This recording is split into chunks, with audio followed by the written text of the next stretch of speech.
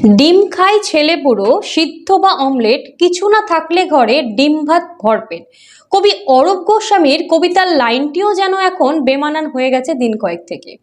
চড়া রোদ গরমের মধ্যেও 5.5 টাকা থেকে একেবারে 7 টাকায় ঠেকে গিয়েছে ডিমের দাম।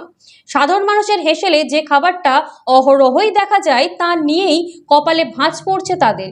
কিন্তু গরমের মরশুমে কেন হঠাৎ করে ডিমের দাম আকাশ ছোঁয়া, তা নিয়েই আমাদের আজকের প্রতিবেদন। হঠাৎ করে বলতে গেলে তোমার ডিমের দামটা হঠাৎ করে ভোটের 7 তারিখে ভোট হয়েছে, 11 তারিখ থেকে ডিমের দাম বাড়তে লেগেছে। আমরা শুনলাম মহাজনে গেছে মুরগি কিছু মারা গেছে, মুরগি মারা যাওয়ার কারণে এই ডিমের দামটা হট করে বেড়েছে। তারপর শান্তিম এখন আস্তে আস্তে কমছে। হ্যাঁ, এখন আস্তে আস্তে কমছে। এখন আপাতত এর আগে 1300 টাকা ছিল, এখন আপাতত 1200 টাকা চলছে বাজার, আজকের বাজার। ঠিক আছে। আর পাতা বিক্রি হয়েছে 180 টাকা, খরচা বিক্রি হয়েছে 7 টাকা। আমার নাম মেহেরুল শেখ।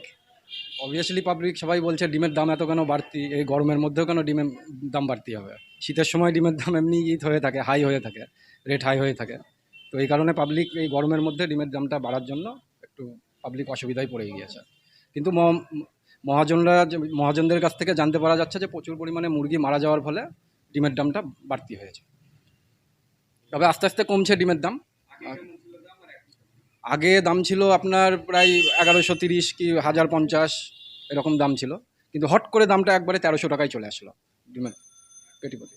আস্তে আস্তে কমছে। আজকে যেরকম দাম কমেছে 5 টাকা পাতাতে 5 টাকা করে দাম কমেছে। তবে এখন দেখা যাক পরিস্থিতি অনুযায়ী কি হচ্ছে।